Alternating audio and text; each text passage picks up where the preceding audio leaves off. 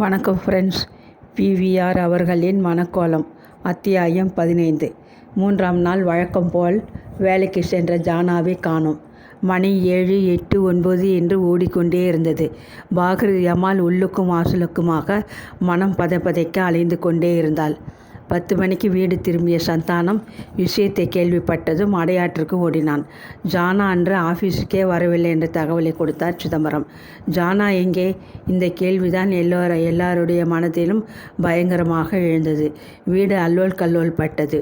இரவெல்லாம் கதறி அழுத தாயாரே எப்படி சமாதானப்படுத்துவது என்று யாருக்கும் புரியவில்லை. தன் சோகத்தையும் புதைத்து விட்டு சீதா என்னவெல்லாமோ சொல்லி பார்த்தாள். ஜானாவை பற்றி நாம் எதுக்கும் கவலையே பட வேண்டாம், அவள் கண்டிப்பாக திரும்பி விடுவாள் என்று கமலா தைரியமூட்டினாள். அதிகாலையில் சந்தானம் அடையாற்றுக்கு மறுபடியும் சென்று சிதம்பரத்தின் உதவியுடன் லட்சுமி அம்மாளை சந்தித்தான். அவளுக்கு ஜானா காணாமல் போனது ஆச்சரியமாக இருந்தது. ஆனால் அதே சமயத்தில் ராஜாவும் சென்னையில் இருக்கக்கூடும் என்ற எண்ணமும் எழவே ராஜா ஜானாவை பார்த்திருப்பான். அவர்கள் 2 பேரும் பட்டணத்திலே தான் இருக்க வேண்டும் என்று தனது அபிப்பிராயத்தை வெளியிட்டாள். சுமார் 8 மணிக்கு திரும்பி வந்த அவனிடம் பாகிருதி, என் பொன் உசிரோடு இருக்கிறாளோ என்னவோ, சீக்கிரத்திலே போலீஸிலே அறிவித்துவிடு என்றாள். போலீஸுக்கு தெரிந்தால் பத்திரிகைகளில் விஷயம் அடிபடும் என்று கமலா அந்த யோசனையை எதிர்த்தாள். குடும்பத்தின் மானம் கொலையாமல் இருக்க வேண்டும் என்று சீதா விரும்பினார். யார் சொல்வதை கேட்பது என்று புரியாத சந்தானம், மாமி, நீங்கள் இதை பற்றி ஒரு கவலையும் படாதீர்கள். போலீஸ் தயவு இல்லாமலேயே ஜானாவை கண்டுபிடிக்கலாம். நான் இப்போ வெளியே போய்விட்டு வருகிறேன் என்று கூறி கிளம்பினான். சந்தானம் பாக்கிய நிலையத்தை அடைந்த போது மணி 9.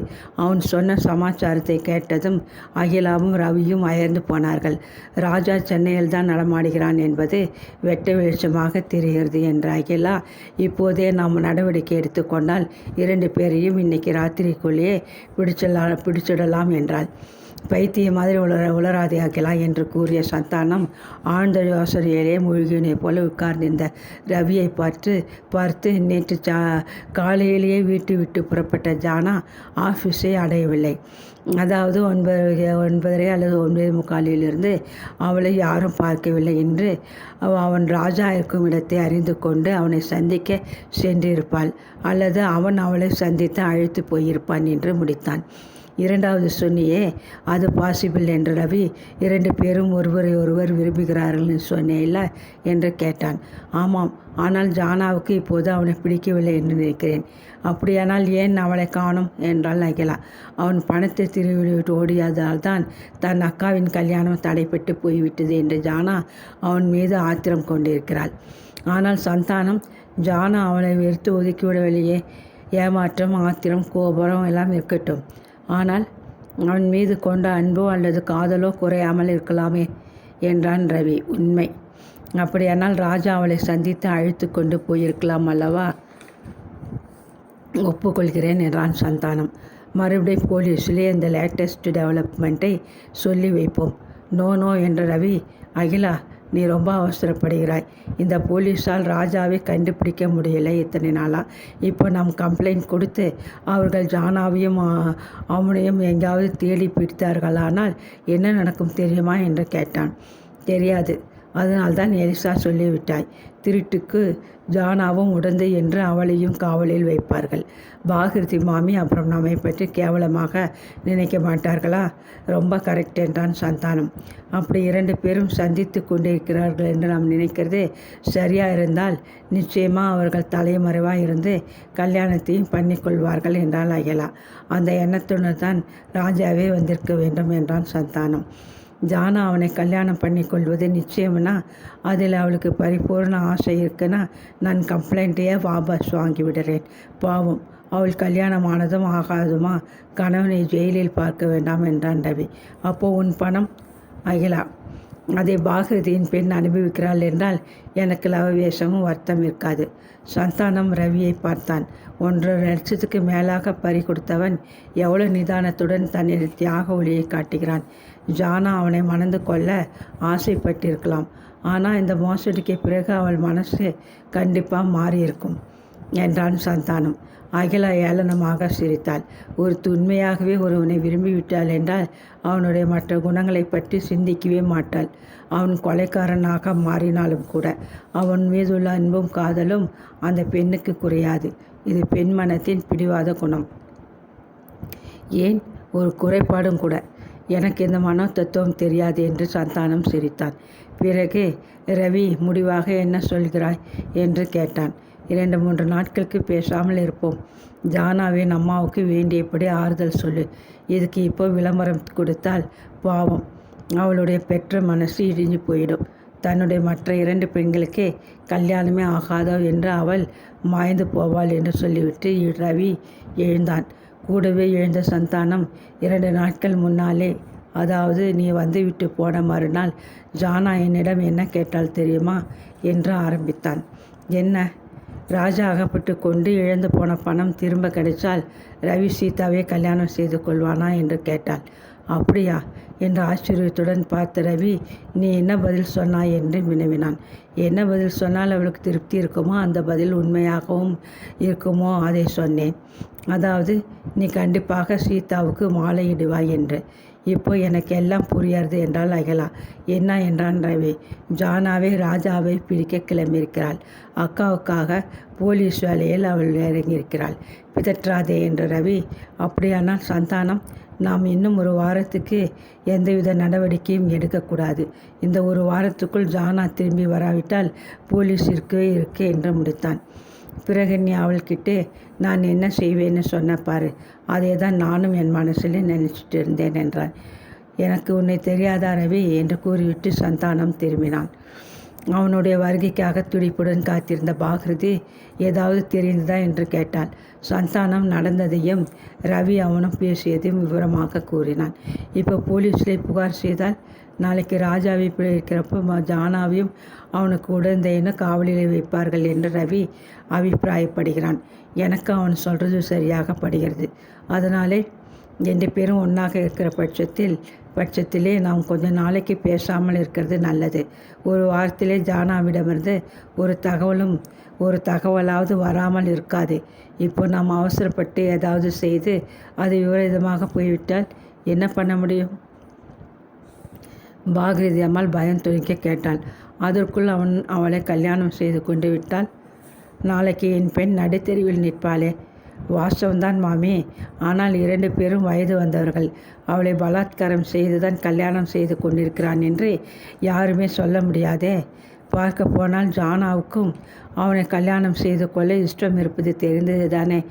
எனக்கு தலை சுற்றுகிறது என்று முனைகிய பாகிருதி, ஏன் தான் நான் இந்த பெண்களை பெற்று இப்படி அவதிப்படுகிறேனோ என்று தானே சபித்து கொண்டாள். அதன் பின் ஆரம்பித்த அவளுடைய விசும்பல் ஒலியை கேட்க மனம் வராமல் சந்தானம் தன் அறையை தேடி போனான்.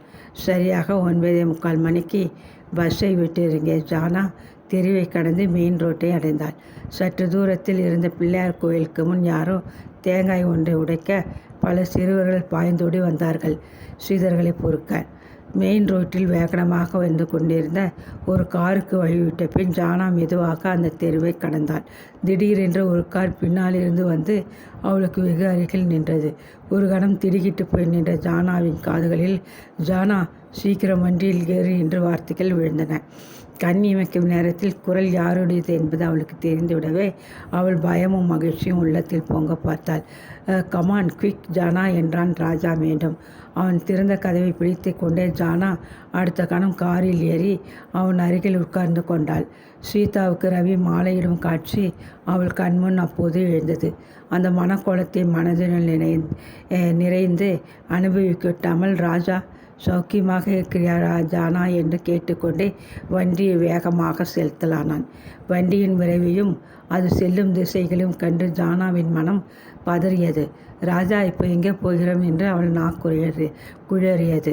அவன் பதில் சொல்லாமல் தனக்கு முன் நீண்டு ஓடும் பாதையையே பார்த்து கொண்டு வண்டியை ஓட்டினான். கிண்டி இன்ஜினியரிங் காலேஜ், கவர்னர் மாளிகை எல்லாவற்றையும் தாண்டி ஓடிய வண்டி கடைசியில் நெடுஞ்சாலையை அடைந்து இடதுபுறமாக திரும்பி தாம்பரம் திசையில் விரைந்தது. அவன் கேட்ட கேள்விக்கு எந்த பதிலையும் சொல்லாத ராஜா தாம்பரத்தை கடந்ததும் சாலையில் ஆள் நடமாட்டம் இல்லாததைக் கண்டு வண்டியின் வேகத்தை குறைத்தான். ஜானாவின் முகத்தில் பிரதிபலித்த பயத்தையும் பீதியையும் உணர்ந்து கொண்டே பேசினான். ஜானா, இரவும் பகலும் உன்னை பற்றியே நினச்சி என்ன வந்தாலும் வரட்டும் என்று தான் இன்னைக்கு மெட்ராஸ் வந்தேன். இனிமேல் எனக்கு கவலை இல்லை. நீ என்னுடன் இருக்கிறாய். எங்கே போகிறோம்? உலகம் நீயும் நானும் நினைக்கிறபடி சின்னதில்லை, ரொம்ப பெருசு. நம் வாழ்க்கையை இனிமேல் எங்கேயாவது ஆரம்பிக்கலாம். நான் கதவை திறந்து கொண்டு குதித்து விடுவேன். நான் அருகே இருக்கிற வரையில் அந்த எண்ணம் உனக்கு வராது என்று எனக்கு தெரியும். உங்களை போலீஸார் தேடுகிறார்கள். 130,000 ரூபாய் திடீர்க்கிறதாக. ஆனால் மேலே பேச முடியவில்லை. நீயும் நானும் சௌகரியமாக வாழ எதேஷ்டம். வடக்கே போவோம். உன்னை நான் கல்யாணம் பண்ணி கொண்டாகிவிட்டது என்று தெரிந்தால் ரவி மேற்கொண்டு ஏதும் செய்ய எத்தனிக்க மாட்டான். ஏன், போலீஸ் கம்ப்ளைண்ட்டையே வாபஸ் வாங்கிவிடுவான். என்ன தைரியம்!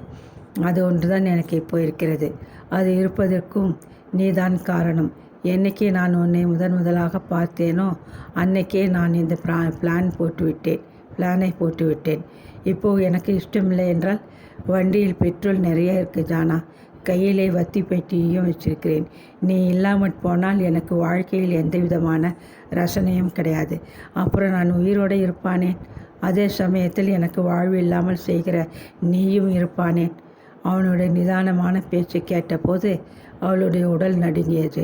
செங்கற்பேட்டை தாண்டியதும் அவள் சொன்னாள், உங்களால் 2 குடும்பங்கள் நசிந்து விட்டன. ரவியை ஏழையாக அடித்து விட்டீர்கள். சீதாவுக்கு கல்யாணம் ஆகாமல் போய்விட்டதே. ரவி ஒரு முட்டாள். அப்பா உசிரோடு இருக்கிறப்போ பணத்தை அலட்சியம் செய்தான். இப்போ அவனுக்கு அதன் வேலை தேவை தெரிகிறது. என் அக்காவின் ஜென்மமும் பாழாகிவிட்டது. கல்யாணமானதும் நானே பணம் தருகிறேன், நீயே அனுப்பு. திருட்டு பணத்திலே என் அக்கா வாழ வேண்டும்? கோதண்டராமன் பணமே திருட்டு பணம்தான் என்று சிரித்தான். 11:30 மணிக்கு கார் மதுராந்தகத்தை அடைந்தது. ஜானா, பசிக்கிறதா என்று கேட்டான் ராஜா. இல்லை, திண்டிவனத்திலே ஏதாவது சாப்பிடலாம். திடீரென்று அவள் கேட்டால், போலீஸை கண்டு உங்களுக்கு பயம் இல்லையா? இல்லை என்று யார் சொன்னார்கள்? ஆனால் என்னை யார் என்று அவர்களுக்கு தெரியாது. தடயங்கள் ஏதும் போலீஸாரிடம் இல்லை. ஏன், ஒரு ஃபோட்டோ கூட அவர்களிடம் கிடையாதே. 2 மாதமாக பிடிக்காத போலீஸ் என்னை மறந்தே போயாச்சுன்னு கூட தோன்றுது. நான் ஞாபகப்படுத்தினால்? ராஜா கலவலவென்று சிரித்தான். ஜானா, உன் மனசை நான் அறிந்து கொண்டவன். என் மீது நான் செய்த காரியத்துக்காக உனக்கு ஆத்திரமும் கோபமும் இருக்குது. ஆனால் வெறுப்பு கிடையாது. நான் திருந்த வேண்டுமே என்கிற ஒரு ஆதங்கமும் இருக்குது. நீங்கள் தான் திருந்தவில்லையே. அன்னைக்கு சத்தியம் பண்ணி கொடுத்தீர்கள். ஆமாம், ஆனால் அதை நான் மீறவில்லை. இதெல்லாம் அதுக்கு முன்னாலே நடத்தினது. பயமும் ஆச்சரியமும் தோன்ற ஜானா அவனை பார்த்தாள். போகட்டும், பணத்தை ரவியிடம் கொடுத்து அவனிடம் மன்னிப்பு கேளுங்க. நல்லவர் என்கிற பெயராவது நிலைக்கட்டும். சீதாவுக்கும் ஒரு வாழ்வு கிட்டும். முடியாது ஜானா, நான் எடுத்தது தான். 1,00,000 ரூபாயை பேங்கில் போட்டு காலை நீட்டி உட்கார்ந்தால் கூட 6,000 ரூபாய் வட்டி வரும். மாதம் 500 ரூபாய். அந்த சுகத்தை நீயும் நானும் சேர்ந்து அனுபவிக்க வேண்டும். திண்டிவனத்தை அடையும் போது மணி 12. எனக்கு பசி இல்லை என்றால் ஜானா. அவளுக்கு தலை கனத்தது. அவளை அழைத்து செல்லவே ராஜா சென்னைக்கு வந்திருக்கிறான் என்பதை அறிந்ததிலிருந்து அவனிடம் எந்த விதமான பயமும் தோன்றவில்லை. இருந்தாலும் எப்படி தப்பித்து கொள்வது என்ற மனம் சிந்திக்கலாயிற்று. விழுப்புரத்தை அடைந்த போது அவளுக்கு உண்மையாகவே பசித்தது. இருவரும் ஒரு ஹோட்டலில் இட்லியும் காஃபியும் சாப்பிட்டார்கள். அவள் மீண்டும் காரில் உட்கார்ந்த போது, எங்கே தான் போகிறோம், அதையாவது சொல்ல மாட்டீர்களா என்று கெஞ்சும் குரலில் கேட்டாள். போக போக தெரியும் என்றான் ராஜா. பிறகு நீ என் மனைவி என்கிற ஸ்தானத்தை அடையும் வரை உன்னை என்னால் நம்ப முடியாது ஜானா என்றான். அப்போ ஜானாவின் உடலும் மனமும் துடித்தன. உளுந்தூர்பேட்டையில் ராஜா காருக்கு பெட்ரோல் போட்டுக்கொண்டான். ஜானா நடுங்கும் குரலில், சமயம் கிடைச்சா நான் போலீஸில் சொல்லிவிடுவேன், என்னை பலாத்கரமா என்று மேலே பேச முடியாமல் நிறுத்தினான். ராஜா சிரித்தான். அந்த சமயமும் உனக்கு கிடைக்காது. கிடைத்தாலும் என் மேலே இருக்கிற அன்பு உன் நாக்கை கட்டி போடும். நீண்ட நேரத்துக்கு ஜானா தன்னுள் சிந்தித்து கொண்டே இருந்தாள். முதலில் தோன்றிய பயம் இப்போது அகன்று விட்டது. ராஜா சொன்ன ஒரு வார்த்தை உண்மையாக ஒலித்தது. அவளால் ராஜாவை மறக்க முடியாது. அவன் பிறரை வஞ்சித்திருக்கிறான், ஏமாற்றியிருக்கிறான். பிறர் சொத்தை திருடியிருக்கிறான். இதெல்லாம் உண்மைதான். அதே மாதிரி உண்மையானது தான் அவள் அவன் மீது கொண்டுள்ள அன்பும். அவள் அவனை வெறுக்கிறாளா? கேள்வி ஆயிரம் தடவை எழுந்தாலும் பதில் ஒன்றே தான் மனதில் எழுந்தது. அவன் மீதுள்ள அன்புக்கு எதிராக அவன் செய்த காரியங்கள் தோற்றுவித்த கோபம், ஆத்திரம், வருத்தம் எல்லாம் தூசி போல தோன்றின. தன்னால் ராஜா இல்லாமல் வாழ முடியாது என்று அவள் மனமாற நினைத்தாள். ஆனால் ஒரு கயவனை, ஒரு திருடனை அவள் மனம் செய்து கொண்டு வாழ வேண்டும். அம்மாவும் அக்காவும் என்ன நினைப்பார்கள்? சந்தானம் வருத்தப்படுவானே. தன் பிள்ளை திருந்தி நல்லவனாக வாழ வேண்டுமானால் அவனுக்கு சிறைவாசம் ஒன்றுதான் வழி என்று தீர்மானமாக நம்பும் லட்சுமி அம்மாள் என்ன நினைப்பாள்? ராஜா என்ற மோசடிக்காரன் மனைவி ஜானா என்ற 4 பேர்கள் சொல்லி சிரிக்கும்போது அவள் எப்படி சமூகத்தில் மானத்துடன் தலை காட்ட முடியும்? ராஜா கல்யாணம் செய்து கொண்டால் அவளுக்காக மாறிவிடுவான் என்று சொன்னாலும் எப்படி நம்ப முடியும்? இப்போது அவள் மீது அவனுக்கு இருக்கும் காதலும் அன்பும் குறையாது என்பது என்ன நிச்சயம்? திடீரென்று ஜானாவின் மனக்குள் சீதா நின்றாள். 3வது தடவையாக அவளுடைய திருமணம் தடைபடுகிறது. இதற்கு காரணம் ராஜா பணத்துடன் ஓடியிராவிட்டால் ரவி அவளுக்கு கணவனாகி இருப்பான். சீதாவின் எதிர்காலத்தையே குலைத்த ராஜாவை அவள் இப்போது மனம் செய்து கொண்டால் அவளும் அவனுடைய களவு குழந்தை தான். சீதாவுக்கு வாழ்வளிக்க வேண்டும். எப்படி? ராஜா கைதாக வேண்டும். இதற்கு அவள்தான் ஒரு யோசனை செய்து நடத்த வேண்டும். இரவு கண்டிப்பாக இருவரும் ஒரு ஹோட்டலில் தங்குவார்கள். அந்த சந்தர்ப்பத்தை அவள் பயன்படுத்தி கொள்வாள். ராஜா அவளுடைய காதலன் தான். அவனை நினைத்து அவள் ஏங்கியதெல்லாம் உண்மைதான். ஆனால் அவர்கள் இருவருடைய வாழ்வினால் மட்டுமே அவளுக்கு நிம்மதியும் சந்தோஷமும் கிடைத்து விடாது. ஜானாவை தன் உயிர்க்கும் மேலாக மதித்த அக்காவும் வாழ வேண்டும். அக்காவின் சுபிட்சமான இல்லறம் இப்போது ஜானாவின் கையில் இருக்கிறது. ராஜா கைதானால் கண்டிப்பாக சிறையில் தள்ளப்படுவான். அவன் வெளியே வர 1 வருஷமோ 2 வருஷங்களோ ஆகலாம். அதன் பின் அவன் அக்னியில் இடம்பெற்ற தங்கத்தை போலாகி விடுவான். அதன் பின் அவன் இசைந்தால் இருவரும் கல்யாணம் செய்து கொள்ளலாம். அவனுடைய சிறைவாசம் அவனை மாற்றாமற் போனால் ஜானா என்றென்னும் கன்னியாகவே இருந்து விடுவாள். மாலை சூரியனின் பொற்கிரணங்கள் கண்களுக்கு ரம்யமாக தோன்றின. இன்னும் சிறிது நேரத்தில் அஸ்தமித்துவிடும். அந்த அஸ்தமனம் யாருக்கு? ராஜாவுக்கா, ஜானாவுக்கா, இல்லை சீதா ரவிக்கா? இதை ஜானா ஒருத்தியால் தான் தீர்மானிக்க முடியும். அதோ மலைக்கோட்டை தெரிகிறது என்றால் அவள் திடீரென்று. ஆமாம், திருச்சிராப்பள்ளி. இரவு எங்கே தங்க போகிறோம்? எங்கேயும் இல்லை. நாள் முழுதும் கார் ஓட்டினால் உடம்புக்கு என்னாகிறது? என் உடம்பின் மேல் எனக்கு அக்கறை இருக்கிறது, நம்பிக்கை இருக்கிறது ஜானா. அப்போ உன் மீது இல்லைன்னு அர்த்தம். ராஜா சிரித்தான். எனக்கு பசிக்கிறது. பின் சீட்டில் வாழைப்பழமும் ரொட்டியும் இருக்குது. ரொட்டி பழசானாலும் நன்னா இருக்கும். மாற்றுப்புடவை கூட இல்லை. டிக்கியில் 2 பட்டு புடவையும் 2 ரவிக்கையும் இருக்குது. ஓ, எல்லாம் திட்டம் போட்டு தான் வந்திருக்கிறீர்கள் இல்லையா? ஆமாம். அதை தகர்க்க நீ உன் மனசில் திட்டம் போட்டால் காவேரியில் இந்த வண்டி மூழ்கிவிடும். என்னை இறக்கி விடுங்கள். அதை செய்யவா நான் உயிரையே பணயம் வைத்து மெட்ராஸுக்கு வந்தேன்? எனக்கு உங்களை கல்யாணம் செய்து கொள்ள விருப்பமில்லை. கரூரிலிருந்து காங்கேயம் போகிற போது ஞாபகப்படுத்து. சாலையிலே ஆள் நடமாட்டம் இராது. என்ன செய்வீர்கள்? ரவியின் பணம் யாருக்கும் இல்லாமல் போய்விடும். எதற்கும் துணிந்து விட்டீர்கள். தலைக்கு மேலே போயாகிவிட்டது. திருட்டு தற்கொலையிலே முடியட்டும். ஒரு கணம் ராஜாவின் பிரேதம் அவள் கண்முன் எழுந்து உடலின் நடுக்கத்தில் அவள் கேட்டாள், என்னையும் கொன்று விடுவீர்கள் இல்லையா? காலையில் அப்படிதான் நினைச்சிருந்தேன். ஆனால் இப்போ மனசு மாறிவிட்டது. இரவு 9 மணிக்கு வண்டி கரூரை அடைந்தது. காருக்கு பெட்ரோல் போட்ட அவன் அவளுடைய தாகத்துக்கு சோடா வாங்கி கொடுத்தான். காங்கேயம் செல்லும் பாதை பொட்டல் வெளியில் நடுவே வளைந்து சென்றது. இருளின் பயங்கரத்தில் ஜானா கண்களை மூடிக்கொண்டாள். வானத்தில் சிதறி கிடந்த நட்சத்திரங்களை பார்க்க கூட ஜானாவுக்கு தெளிவு வரவில்லை.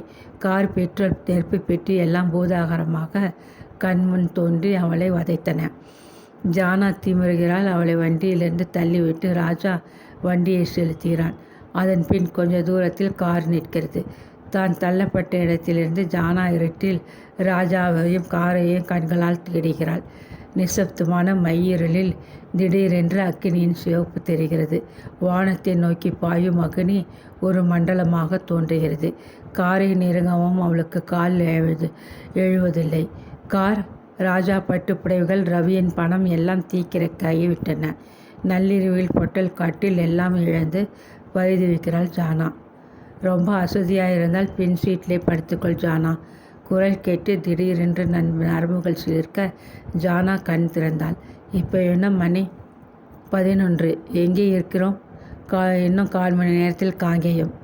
ஜானா வெளுவெளுத்து போனாள். திடீரென்று ராஜா காரை நிறுத்திவிட்டு கேட்டான். உனக்கு சம்மதமில்லையானால் இறங்கிக்கொள். என்னை பற்றி கவலைப்படாதே. ஒன்று நீயும் நானும் சேர்ந்து வாழணும். அல்லது ராஜா பெருமூச்சிருந்தான். பிறகு மெதுவாக, நீ இல்லாவிட்டால் வாழ வேண்டும் ஆசையே எனக்கு கிடையாது என்றான். என்ன செய்வீர்கள்? அது உனக்கு அனாவசியம். ரவியின் பணத்தை இப்போதே கொடுத்து விடுகிறேன். ஆனால் ராஜாவை நீ உன் வாழ்நாளில் இனி பார்க்கவே முடியாது. ராஜா யாருக்காக இதுவரையில் வாழ நினைத்திருக்கிறானோ அவள் தனக்கு இல்லை என்ற நிலை வந்துவிட்டால் உலகத்தையே விட்டே மறையவும் தயங்க மாட்டான். அவனுடைய வார்த்தைகள் அந்த நிம்மதியான இரவு வேளையில் அவனுடைய வார்த்தைகள் ஒவ்வொரு வார்த்தைகளும் ஜானாவுக்கு பரிபூர்ணமாக அவனுடைய வார்த்தைகள் தான் அந்த நிம்மதியான இரவு வேளையில் அவளுக்கு பயமுறுத்தும் வார்த்தைகளாக ஒலிக்கவில்லை. அவனுடைய ஒவ்வொரு வார்த்தைகளையும் ஜானா பரிபூர்ணமாக நம்பினாள். வண்டியை ஸ்டார்ட் செய்யுங்கள் என்றாள். ஜானா இல்லாவிட்டால் ராஜா உயிரோடு இருக்க மாட்டான். ஜானா அவனுக்காக வாழ்ந்தால் சீதாவுக்கு ஏது வாழ்வு? ஏன் இப்படி 3 பேர்களுடைய விதிகள் ஒன்றை ஒன்று பின்னி கொண்டிருக்கின்றன? அக்காவின் நற்கதிதான் முக்கியம் என்றும் ராஜா எப்படியோ ஒழியிட்டும் என்று ஏன் அவள் மனதில் வைராக்கியம் உதிக்கவில்லை? அவளுடைய உள்ளம் அவனை விரும்புவதுதான் அதற்கு காரணமா? அப்படியானால் அவள் தன் விருப்பத்தையே மட்டும் கவனித்தால் சுயநலக்காரியாகி விடுவாளே. குடும்பத்தின் மானத்தையே காப்பாற்றி வறுமையின் துயரத்தை களைந்து தன்னைத்தானே வரித்து கொண்ட அம்மாவின் கண்ணீரை துடைத்து தங்கைகளின் சேமத்தையே பெரிதாக நினைத்து உழைத்த சீதாவுக்கு ஜானா செய்யும் கடமை என்ன? ராஜாவை கல்யாணம் செய்து கொண்டு அவன் அழைத்து செல்கிற இடத்தில் தலைமறைவாக வாழ்நாள் முழுவதையும் கழிப்பதுதானா?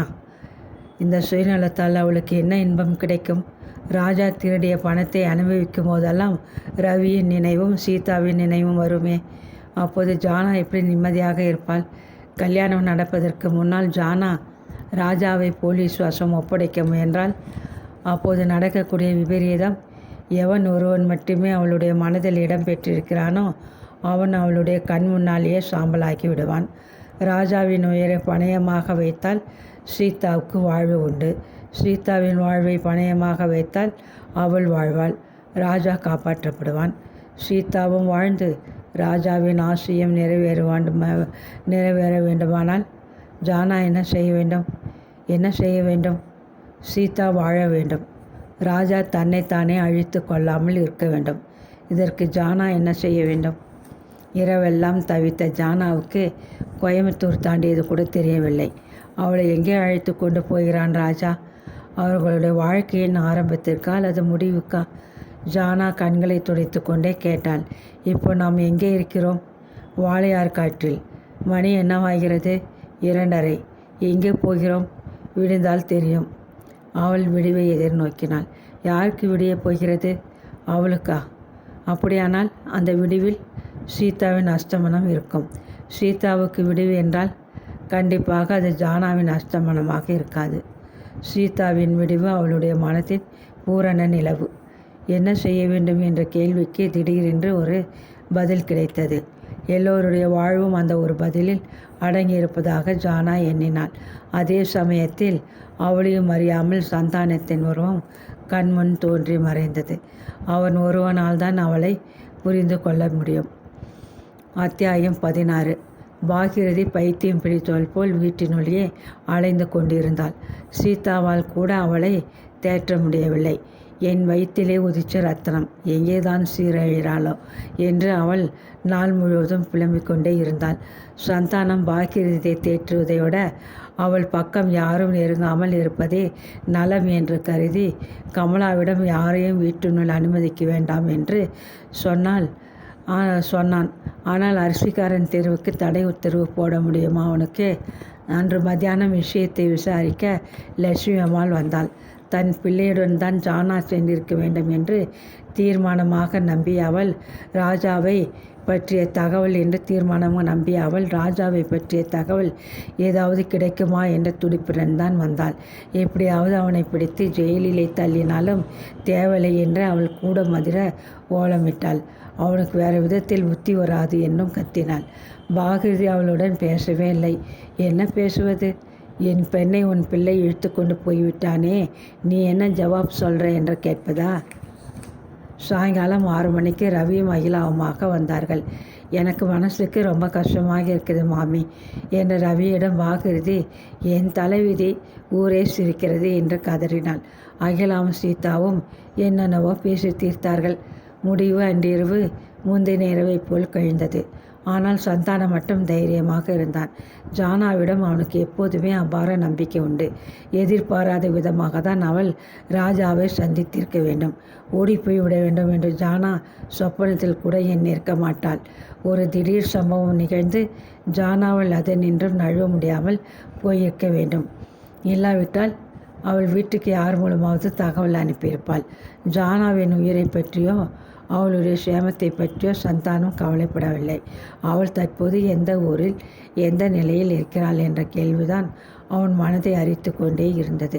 ஒருவேளை அவனால் ராஜாவின் பிடியிலிருந்து தப்ப முடியாமல் போய்விட்டதோ என்று கூட சந்தேகித்தான். முதல் நாள் முழுவதும் அன்ன ஆகாரமின்றி தவித்த பாகிருதி மறுநாள் படுக்கையில் சோர்வுடன் கிடக்க சீதா அவளை ஒரு வாய் சாப்பிடும்படி மன்றாடினாள். அம்மா, ஜானா இன்னைக்கோ நாளைக்கோ கட்டாயம் வந்து விடுவாள், ஒரு பிடி சாப்பிடு என்று சீதா கெஞ்சினாள். நான் கெட்ட கேட்டுக்கு சாப்பாடு ஒன்று தான் குறை. நான் இப்படியே சாகணும், அப்போதான் என் மனசுக்கு சாந்தி இருக்கும். ஜானா வந்து விடுவாள் அம்மா. மாட்டாள், அவள் வரமாட்டாள். அவளுக்கு எப்போதுமே தன் சுகம் பெருசு. அவளுக்கு அம்மாவின் நினைவே இராது. அந்த பாழாய் போகிற ராஜா அவளை நல்லா மயக்கியாச்சு. இன்னுமே 2 பேரும் நாசமாக போனாலும் எனக்கு கவலையே இல்லை. மனசை அலட்டிக்காதே அம்மா என்றாள் கமலா. கமலாவா? நீ போ, நீயும் எவனையாவது இழுத்துட்டு ஓடு. மழை மழையாக 3 பெண்களை பெற்று குத்தைக்கு அனுபவிக்க வேண்டாமா? குத்தத்துக்கு அனுபவிக்க வேண்டாமா? அனுபவிக்கிறேன். பெத்த பெண்களை கட்டி கொடுக்க நான் எப்போ கையாலாகாமல் போய்விட்டேனோ அப்போதோ 3ஐயும் சமுத்திரத்திலே தள்ளி நானும் விழுந்திருக்கணும். ஏமா இப்படி நீ ஏன் நிறுத்துக்கிற என்றாள் சீதா. நான் கொள்ளலடி, உங்கள் அப்பனை ஒருத்தன் சமயம் பார்த்து கொன்னான். அன்னைக்கு ஆரம்பிச்சதுடி இது. இல்லாட்டா இந்த வீடு இப்படி ஆடி இருக்கும். என் தலைவிதி. ஆம்படை அணை விழுங்கிப்பிட்டு நான் உடம்பை வளர்த்துண்டு வேக்கம் இல்லாமல் மானம் இல்லாமல் இருக்கிறேன். இன்றைக்கி ஒரு பெண் ஓடினா, நாளைக்கு இன்னொருத்தி ஓடுவா. அப்புறம் எனக்கு என்னடி இருக்குது வாழறதுக்கு? ஊர் சிரிக்கிறதையும் உலகம் சிரிக்கிறதையும் இந்த காதலை கேட்டுண்டு கூனி குறுகி சாகணும். சாவு ஒன்று தாண்டி எனக்கு இப்போ வரணும். அம்மாவின் பிதற்றில் நாள் முழுவதும் ஓலமாக எழுந்தது. தாயாரின் கண்ணீரை துடைக்க முடியாத சீதா தன் கண்ணீரை துடைத்து கொண்டாள். இரவு 10 மணிக்கு ஒரு தந்தி வந்தது. சந்தானம் கை பரப்பறக்க உடைத்தான். சீதாவும் கமலாவும் நெஞ்சம் பதைக்க அருகே வந்து நின்றார்கள். ஷேமம், காலையில் புறப்படுகிறேன் ஜானா. சீதா வெறியில் அம்மாவை நோக்கி ஓடினாள். அரை உணர்வில் கிடந்த அம்மாவின் காதுகளுக்கு பெண் சொன்ன செய்தி ஏறியதோ என்னவோ. குருவாயூரை தாண்டி குருவாயூரை வண்டி அடைந்தபோது சரியாக 6 மணி. கோவிலுக்கு பின்புறத்தில் ஒரு கம்பி அழியிட்ட வீட்டின் முன் காரை நிறுத்திவிட்டு ராஜா இறங்கினான். வாருங்கள், சொன்னபடி வந்து விட்டீர்களே என்று ராஜாவை வரவேற்றார் வைதிகர். எல்லாம் தயாரா? எல்லாம் நீங்கள் சொன்னபடி தயாராக இருக்குது. முதல்ல காப்பி சாப்பிடுங்கள், அப்புறம் குளித்து விட்டு விரதத்துக்கு உட்காரலாம். அடியே காமு, பொண்ணை உள்ளே அழைச்சிட்டு போ. வா அம்மா, பயப்படாதே. போய் பல் தேய்ச்சி கை கால் அலம்பிக்கோ. கிணறு நல்ல தீர்த்தம்தான். ஜானா ஏந்திரமாக நடந்தாள். அவளுக்கு கல்யாணம் அன்றைக்கு நடக்க வேண்டும் என்று ராஜா ஏற்கனவே தீர்மானித்து விட்டான். இதிலிருந்து தப்ப வேண்டும் என்ற எண்ணமே அவளுக்கு தோன்றவில்லை. ராஜாவை அவள் மனத்தில் வரித்த பின் அவள் விற்கும்படியாக எவ்வளவோ காரியங்களை செய்தாகிவிட்டது. ஆனாலும் முதலாக மனதின் வரித்த கணவனை அவளால் ஒதுக்க முடியாது. எதற்காக ஒதுக்க வேண்டும்? சீதாவின் வாழ்வே அவளுடைய இந்த கல்யாணத்தில் தானே அடங்கியிருக்கிறது. காமு என்கிற காமாட்சி அவளுடைய கையை பிடித்து கொண்டு உள்ளே சென்றாள். ஸ்நானம் செய்யும்போது ஜானாவுக்கு அழுகை வந்தது. இப்போது விரும்பினாலும் அவள் திமிரிக்கொண்டு கொல்லை வழியாக ஓடிவிடலாம். ஆனால் கோழை போல் ஓடி தன் எதிர்காலத்தை அவள் தன் காலடியில் போட்டு மிதித்து நசுக்க மாட்டாள். அவளுக்கு கல்யாணம். ஆனால் பெற்ற தாயார், உடன் பிறந்த சகோதரிகள் யாரும் இல்லை. உயிருக்குறான சிநேகிதிகள் வாழ்த்து கூற அங்கே இல்லை. என்றென்றும் புன்னகை பூத்த முகத்துடன் கேலி செய்யும் சந்தானம், அண்ணனுக்கு மேலாக பாசத்தை கூட்டும் சந்தானம் இப்போது இல்லை. இவர்கள் யாருமின்றி அவள் அக்னி ஒன்றைய சாட்சியாக கொண்டு மனக்கோலம் கொள்கிறாள். 7:30 மணிக்கு 4-5 வேதியர்கள் குழுமினார்கள். அக்னிக்கு பொன் மாலையும் கழுத்துமாய் ஜானாவுக்கார வேதியரே அவளை கரிகாதனம் செய்து கொடுக்க முன் வந்தார். ராஜா மந்திர உச்சாடனைக்கு நடுவே அவளுடைய கழுத்தில் மாங்கல்யத்தை கட்டினான். ஜானாவின் கண்களில் நின்றும் பெருகிய கண்ணீர் அவனுடைய புறங்கையை நனைத்தது. ஆனால் அவள் அக்கண்ணீரினுடைய அக்னியை பார்த்தால் சீதாவின் முகம் கொழுந்துவிட்டு எரிந்தது. கோவிலின் குருவாயூரப்பன் புன்னகை தமிழன் நின்றான். இளம் தம்பதி பாலகிருஷ்ணனை வலம் வந்தார்கள். ஜானா மனமாற தெய்வத்தை பிரார்த்தித்தார். சீதா சீதா சீதா ஒருத்திதான் அவளுடைய உள்ளத்தில் அப்போது குடியிருந்தாள். நேரம் செல்ல செல்ல ஜானாவின் கலகலப்பும் சிரிப்பும் அதிகமாயின. ராஜாவிடம் மனமிட்டு பேசினாள். ஜானா, இப்போதுதான் நீ என் பழைய ஜானா என்று அவன் பூரித்து போனான். கல்யாணம் நடந்த வீட்டிலே நடந்த விருந்துக்கு பிறகு 11 மணிக்கு காரில் இருவரும் புறப்பட்டார்கள். நேற்று பூரா எங்கே போகிறோம்னு கேட்டேன். நீங்கள் பதிலே சொல்லவில்லை. இப்போ கேட்கிறேன். உங்கள் பொண்டாட்டி என்கிற உரிமையில் எங்கே போகிறோம் என்று ஜானா அளவென சிரித்து கொண்டே கேட்டாள். இன்னும் 1 மணியிலே திருச்சூர். இன்னைக்கு முழுவதும் அங்கே இருந்துவிட்டு நாளைக்கு காலையிலே புறப்படுகிறோம். கோயம்புத்தூர் வழியாக ஊட்டி, மைசூர், பெங்களூரிலிருந்து பிளேன், மும்பை, அப்புறம் எனக்கே தெரியாது. ரொம்ப பெரிய ஹனிமூன் தான். திருச்சூரில் என்ன விசேஷம்? வடக்குநாதன் கோவில் விசேஷம். அப்புறம் பெரிய பெரிய சர்ப்பங்கள் இருக்கிற ஒரு மிருக காட்சி சாலை இருக்குது. நம்ம 2 பேரும் சௌகரியமாக தங்க. அவளுடைய கேள்வியின் அர்த்தத்தை புரிந்து கொண்ட ராஜா, திருச்சூர் அப்படி ஒன்றும் சின்ன ஊர் இல்லை. ஹோட்டல் 2-3 இருக்கு என்றான். என்னை கேட்டால் திருச்சூர்லேயே தங்க வேண்டாம். நேரே கோயம்புத்தூருக்கு போய் ராத்திரிக்குள்ளே ஊட்டியே அடையலாம். நோ, எனக்கு ரொம்ப களைப்பாக இருக்குது. 2 நாளாக எத்தனை மைல் கார் ஓட்டியிருக்கிறேன்னு தெரியுமா? சரி, உங்கள் இஷ்டம். 3 மாடிகள் கொண்ட அந்த ஹோட்டலை பார்த்ததும் ஜானா, நல்ல ஹோட்டல் தானா என்று கேட்டாள். ஆமாம். Hotel sympathy. உங்களுக்கு 10 ரூபாய் அறை வேண்டுமா, 15 ரூபாய் அறை வேண்டுமா என்று கேட்டான். 2க்கு என்ன வித்தியாசம் என்று கேட்டான் ராஜா. 15 ரூபாய் ரூமில் ரேடியோவும் டெலிஃபோனும் இருக்குது. நமக்கு எதுக்கு ஃபோனும் ரேடியோவும் என்று கேட்டுவிட்டு ஜானா 10 ரூபாய் அறையே போதும் என்றாள்.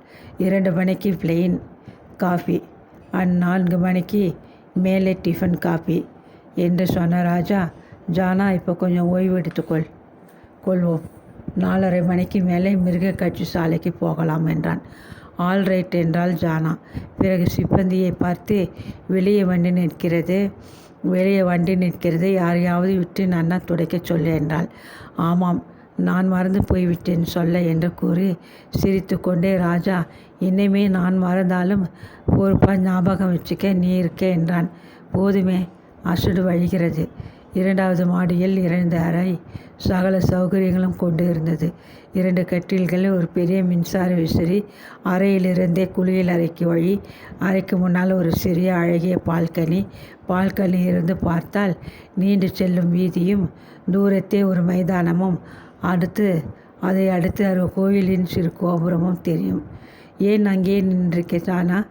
காஃபி ஆறி போகிறது என்றான் ராஜா. இதோ வந்துட்டேன் என்று உள்ளே வந்து ஜானாவின் கண்களில் கதவின் தாழ்பாடியில் தூங்கிய பூட்டும் சாவியும் பட்டன. மின்னலாக ஒரு எண்ணம் ஒன்று தோன்றி மறைந்தது அவள் மனதுள். அங்கே நின்று பார்த்தா ஊரின் அழகு நன்னா தெரியறது. நான் தூங்க போகிறேன். ஏன் தூக்கம் வருதா? 2 ராத்திரி நான் தூங்கவில்லை. நான் காரிலே கொஞ்சம் தூங்கினேன் என்று ஜானா அவனுடைய கட்டிலில் கிடந்த போர்வை எடுத்து உதறி போட்டாள். உன் கைங்கரியத்தை இப்போதே ஆரம்பித்து விட்டாயா என்று சிரித்த அவன் கட்டிலில் படுத்து கொண்டான். நீ தூங்குகிறதானால் தூங்கு. கொஞ்ச நேரம் பால்கனியில் இருந்து ஊர் ஜனங்களை எல்லாம் பார்க்க போகிறேன். என்னமோ செய். மீண்டும் பால்கனிக்கு வந்த ஜானா 1/4 மணி நேரத்துக்கு அசையாமல் தெருவையே பார்த்தவளாய் நின்றாள். அறையிலிருந்து லேசான குரட்டை ஒலி கேட்டது. அவள் நின்ற இடத்திலிருந்து தலையை நீட்டி பார்த்தாள். ராஜா மறுபக்கம் பார்த்தவனாய் உறங்கிக் கொண்டிருந்தான். மெல்ல அடி மேல் அடி வைத்து கதவை நோக்கி முன்னேறினாள். ஜானா பூட்டும் சாவியும் அவளுடைய கைக்கு மாறின. ஓசைப்படுத்தாமல் கதவை தாளிட்டு பூட்டி கொண்டு அவள் மாடிப்படியை நோக்கி ஓடினாள். சரியாக 2:45 மணிக்கு ஜானா வரவழைத்த போலீஸ் அதிகாரிகள் வந்தார்கள். துள்ளி கொண்டு எழுந்த ராஜா 2 போலீஸ் அதிகாரிகளையும் 2 கான்ஸ்டபிள்களையும் பார்த்து விழித்தான். அவர்களுக்கு அருகே ஜானா குனிந்த தலை நிமிராமல் நிற்பதை கண்டான். ஜானா, பார்த்தாயா உன் அதிர்ஷ்டத்தை? கல்யாணம் ஆன அன்னைக்கே உன் புருஷனை அரெஸ்ட் பண்ணிவிட்டார்கள். ஜானா தலை நிமிர்ந்து ராஜாவை பார்த்தாள். என்னை மன்னித்து விடுங்கள். என் அக்கா வாழ வேறு ஒரு வழியும் தெரியவில்லை. அப்போதுதான் அவனுக்கு விஷயம் புரிந்தது. சலனமற்ற முகத்தோடு நின்ற ஜானாவின் கண்களை சந்தித்தன ராஜாவின் கண்கள். அடுத்த வினாடி ஐ ஆம் ரெடி சார் என்று ராஜா எழுந்தான். ஜானாவின் தந்தை திருச்சியிலிருந்து அனுப்பப்பட்டிருக்கிறது என்பதை கண்ட சந்தானம் சீதாவையும் அழைத்து கொண்டு ரவியின் காரில் அகிலாவுடன் சென்ட்ரல் ஸ்டேஷனுக்கு போனான். காலையில் வந்த ஒரு ரயிலிலும் ஜானா காணப்படவில்லை. ஞாயிற்றுக்கிழமை காலை 8:30 மணிக்கு கொச்சின் எக்ஸ்பிரஸ் சென்னையை அடைந்தது. அந்த வண்டியில் கண்டிப்பாக ஜானா வருகிறாள் என்று சந்தானம் நம்பியது வீண் போகவில்லை. ஒரு பெட்டியிலிருந்து மெதுவாக இறங்கிய ஜானாவை பார்த்ததுமே அவளை நோக்கி ஓடினான் சந்தானம். அவளுடைய கோலமே அவனுக்கு பெரும் புதிராக இருந்தது. ஜானா என்று கத்தினான். அவள் புன்னகை தவழ எல்லோரையும் பார்த்தாள். நெற்றி நிறைய குங்குமம், தலை நிறைய மல்லிகை. அவள் மெல்ல நடக்கும்போது புது பட்டு புடவை சரசர்த்தது. ஆமாம், ஜானவேதான் என்ற அவள் அக்கா என்று நாள் தழுக்க கூறிக்கொண்டே சீதாவின் தோலை பற்றினாள். வீடே அழிகிறது ஜானா என்று சாதா கேவினாள். எதற்காக அழணும்? நான் சௌக்கியமாக தான் இருக்கிறேன். என்னை நீ முதலில் ஆசீர்வதிக்கணும் அக்கா. எனக்கும் ராஜாவுக்கும் முந்தா நாள் குருவாயூர் கஷேத்திரத்தில் கல்யாணமாகிவிட்டது. உனக்கு முன்னால் பண்ணி கொண்டதற்கு நீ மன்னிக்கவும் வேண்டும். சதனை தவிர மற்ற மூவரும் வாயடித்து நின்றார்கள். வாருங்கள், போகும்போதே பேசிக்கொள்ளலாம் என்ற சந்தானம் மெதுவாக நகர்ந்தான். மௌனமாக எல்லோரும் பின்தொடர்ந்தார்கள். காரை ஓட்டிய ரவியிடம், தயவுசெய்து முதலில் திருவான்மியூர் போக முடியுமா என்று திடீரென்று கேட்டாள் ஜானா. அப்படியே. முதலில் அம்மாவை பார்க்கணும் ஜானா என்றாள் சீதா. நீ வேணும்னா மயிலாப்பூரில் இறங்கி தகவலை சொல்லு. என் கணவருடைய தாயாரை பார்த்து நான் நமஸ்காரம் செய்ய வேண்டாமா? ஒன்றும் புரியாமல் இதுவரையில் பேசாமலே இருந்தார்களா? இப்போ ராஜா எங்கே என்று கேட்டாள். நான் வந்த ரயிலிலே தான் வந்திருக்கிறார். நாங்கள் பார்க்கவில்லையே. ஒன்றும் புரியாமல் இதுவரையில் பேசாமல் இருந்த அகிலா இப்போ ராஜா எங்கே என்று கேட்டாள். நான் வந்த ரயிலிலே தான் வந்திருக்கிறார். நாங்கள் பார்க்கவில்லையே. சந்தானத்துக்கு விளங்கிவிட்டது. அவன் கேள்வி கேட்கவில்லை. சீதா மயிலாப்பூரில் இறங்கவில்லை. அவளும் திருவான்மியூர் சென்றாள். கூடத்தில் உட்கார்ந்திருந்த லட்சுமி அம்மாள் தன் வீட்டு முன்னால் ஒரு பிரம்மாண்டமான கார் நிற்பதைக் கண்டு பதைத்து போய் வாசலுக்கு வந்தாள். ஜானாவை பார்த்தபோது அவளுக்கு தூக்கி வாரி போட்டது. அங்கே நின்ற லட்சுமி அம்மாளின் கணவருக்கு ஒன்றும் புரியவில்லை. ஜானா மெதுவாக படியேறினாள். அவள் முன்னேறி வருவதைக் கண்ட லட்சுமி அம்மாள் கூடத்தை அடைந்து நின்றாள். உங்கள் மருமகளை ஆசீர்வாதம் செய்யுங்கள். லட்சுமி அம்மாளின் உடலே நடுங்கியது. கைகள் பரபரக்க அவள் ஜானாவின் கைகளை பிடித்து மெதுவாக நிற்க வைத்தாள். என்ன ஜானா சொல்கிற? எங்களுக்கு கல்யாணமாகிவிட்டதம்மா. பின்னால் இருந்த கூடத்தில் அவள் தன் பிள்ளையை தேடினாள். அவளது பார்வையை புரிந்து கொண்ட ஜானா, அவர் எப்போது இந்த வீட்டுக்கு திரும்பி வருவார்னு என்னால் நிச்சயமாக சொல்ல முடியாது. ஆனால் கண்டிப்பாக வருவார். நானும் அது வரையிலே உங்கள் காலடியிலேயே கிடந்து உங்கள் மனசுக்கும் ஒரு மருந்தாக காத்திருப்பேன் என்றாள். நிகழ்ச்சியில் அவளுடைய குரலே மாறியது. பிறகு நான் செய்த காரியம் தப்புனா அதுக்கு இனிமேல் எந்த பிராயச்சித்தமும் செய்ய முடியாது. ஆனால் என் புருஷனிடம் எவ்வளோ அன்பு மரியாதையும் வச்சிருக்கேன்னு உங்களுக்கு போக போக தெரியும். என் அக்காவும் வாழணும் என்கிற வெறி என்னை பிடிச்சு உலக்கிவிட்டது. அதனாலே நான் கண்மூடித்தனமாக இந்த காரியத்தை செய்தேனும் நினைக்காதீங்கோ. அவள் வாழ வேற ஒரு வழியும் எனக்கு புலப்படலை என்று கூறினாள். சீதாவின் விசும்பல் ஒளியை அடக்கி கொண்டு கணீர் என்று குரல் எழுந்தது. லட்சுமி அம்மாள் ஸ்பஷ்டமாக பேசினாள். உன்னிடத்திலே நான் இருந்தால் நீ செய்த காரியத்தை மனசில் நினைக்கவும் எனக்கு தெம்பும் தைரியமும் இருக்குமோ என்னவோ. ஆனால் நீ செய்ததில் எனக்கு ஒரு வருத்தமும் சங்கடமும் இல்லை. அவனுக்கு எப்படி நடக்கணும்னு நான் எதிர்பார்த்தது தான். ஒரு விதத்துக்கு இது நல்லதுக்கு தான். குத்தம் செய்தவன் யாரானாலும் அதற்குண்டான தண்டனையை அனுபவிக்காமல் போனால் தான் செய்தது குத்தமில்லை, சுலபமாக தப்பிக்கலாம் என்கிற நினைப்பிலேயே சீரழிஞ்சு போய்விடுவான். அவன் இப்போ எங்கே இருந்தாலும் நீ இப்போ இந்த வீட்டிலே விளக்கேற்ற வந்துவிட்டேன். லட்சுமி அம்மாளின் முகத்தில் அலாதியானதோர் ஒளி வீசியது. கூடமே ஒரு பயங்கர மௌனத்தில் ஆழ்ந்தது. அவள் மேலும் தொடர்ந்தாள். நீ செய்திருக்கிற காரியம் இருக்கே, அதை இந்த குலகத்தாலே புரிஞ்சிக்க முடியாது. உன் கண்ணை நீயே பிடுங்கிட்டேன்ட்டு கூட சொல்லும். நீ இந்த உலகத்தை லட்சியம் செய்யாமல் இரு. ஒரு உசரை காப்பாற்றி ஆகணும் என்கிற ஒரு நிலை வர்றப்போ தன் கண்ணை தானே பிடுங்கிட்டாதான் அது முடியும்னு தோணினா ஒரு கண் என்ன 2 கண்ணையும் பிடுங்கி கொள்ளலாம். சந்தானந்தான் இப்போது மெதுவாக ஆரம்பித்தான். மாமி, ஜானா இன்னும் தன் அம்மாவை பார்த்தாகவில்லை. உங்களை தான் முதலில் பார்க்கணும்னு சொன்னான். உங்கள் அனுமதியோடு நாங்கள் அவளை அழைச்சிட்டு போகிறோம். அப்படியா என்ற லட்சுமி அம்மாள், முதலிலே நீங்கள் எல்லோரும் நான் தரும் காஃபியை சாப்பிடுங்கள் என்றாள். பின்னுரை. கதையின் முடிவிற்கு நாம் வந்து விட்டோம். முடிவு பகுதி. ரவி ராஜா மீது கொடுத்திருந்த புகாரை வாபஸ் பெற முயன்றான். ஆனால் ஜானாவே அது வேண்டாம் என்று கூறிவிட்டாள். ஜானாவின் செய்கை அகிலாவை பல நாட்களாக சிந்திக்க செய்தது. ஒரு பெண் சகோதரியின் மீதுள்ள பாசத்தினால் இத்தகைய மகத்தான யாரும் கனவிலும் எதிர்பார்க்க முடியாத ஒரு விபரீதமான தியாகத்தை செய்ய முடியுமா என்று இரவும் பகலும் அது சேர்த்தாள். அகிலா, நீ உன்னை அவள் ஸ்தானத்தில் வைத்து பார்த்து கொள்ள வேண்டும். 17 வயசிலே ஒரு அதிகா மனக்காலத்துடன் நின்றாள். அந்த கோலம் அழிந்தது. மனமும் உடைந்தது. அப்புறம் அந்த அக்கா தன் 2 தங்கைகளையும் விதவி தாயாரையும் காப்பாற்ற பாடுபட்டாள். வாழ்க்கையில் சுகம் என்றால் என்ன என்றே தெரியாத பெண்ணான அவளுக்கு மீண்டும் 2ஆம் தடையாக ஒரு சந்தர்ப்பம் கிடைத்தது. ஆனால் அதுவும் கடைசி நிமிஷத்தில் மண் பாத்திரம் எழுந்து உடைவது மாதிரி உடைந்தே போயிற்று. இந்த 2ஆம் சோகத்திலிருந்து அவள் மீள்வதற்குள் தெய்வ கடாசம் போல் 3வது சந்தர்ப்பம் அதுவே வீட்டு வாசலில்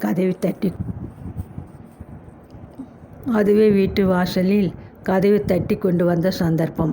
இந்த மனக்குளத்தையும் அழிக்க விதி வழிவகுக்க ஆரம்பித்தது. அந்த விதியை எதிர்க்க ஒரு பலி, ஒரு தியாகம் தேவையாக இருந்தால் அதை யாரால் செய்ய முடியும்? அந்த பெண்ணுக்கு வாழ்நாள் முழுவதும் அன்பினாலும் பாசத்தாலும் அடிமையாகிவிட்டு இன்னொரு ஜீவனால்தான். அந்த ஜீவன்தான் ஜானா.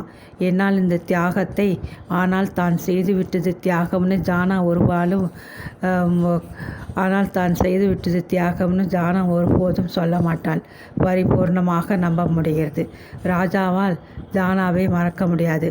அதே சமயத்தில் தன் அக்காவின் சோக வாழ்க்கைக்கும் விடிவு உண்டாக வேண்டும் என்ற வெறியும் அவள் மனதில் அக்கினியாக இருந்திருக்கிறது. மனதின் போக்கை நிர்ணயிக்க முடியாது. ஒருவர் தாம் நினைப்பதைப் போலவே இன்னொருவரும் நினைக்காவிட்டால் ஒரு நொடியில் மற்றவர் அசம்பாவிதமாக முகங்களில் கோடான கோடி வித்தியாசங்கள் இருக்கலாம் என்றால் கோடான கோடி உள்ளங்களில் கோடான கோடி உணர்ச்சிகள் வினாடிக்கு ஒரு தடவை கூப்பிடுகின்றனவே, அவற்றில் வித்தியாசம் இருக்கக்கூடாதா? இருப்பதுதான் மனித குணத்தின் விசேஷம். ஜானாவின் வாழ்க்கையே உன்னுடைய பெரிய நாவலுக்கு கதையிலே ஜானாவின் செய்கையை அங்கீகரிப்பார்களோ என்னவோ. ஆங்கிலத்தில் இருக்கிற பழமொழி தான் உனக்கு தெரியுமே, கற்பனையை விட உண்மை ஆச்சரியமாக இருக்கும்.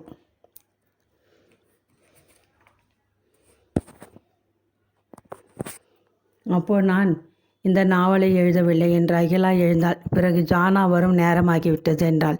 ரவி தன் வாக்குறுதியை காப்பாற்றிவிட்டான். 1000 வாக்குவாதங்களுக்கு பிறகு சந்தானம் தனது நெடுநாளை பிரம்மச்சாரியத்தை அகிலாவுக்காக தியாகம் செய்தான். போலீஸ் தரப்பு வக்கீலே சம்பந்தப்பட்ட குடும்பங்களின் நிலையை அறிந்து ராஜாவுக்கு குறைந்த தண்டனையை கேட்டு வாங்கி அளித்தார்.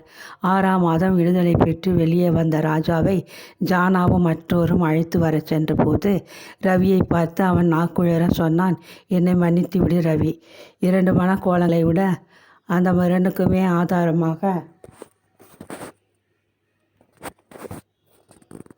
ஆதாரமாக இருந்த தன் மனக்கோலந்தான். குருவாயூர் கஷேத்திரத்தில் பாலகிருஷ்ணனுக்கு முன்னால் அவள் கண்ட மனக்கோலந்தான் ஜானாவின் மனக்கண்களுக்கு அதிக ரம்மியத்துடன் காட்சியளித்தது. ஜானா ஆனந்த பரவசத்தில் கண்களை மூடிக்கொண்டாள். ஜானா, ஆரத்தி எடுக்க உன்னை கூப்பிடா என்று கமலா வந்து சொன்னபோது அடுத்தபடி உன் கல்யாணம்தான் என்று கூறியவாறு எழுந்தாள் ஜானா.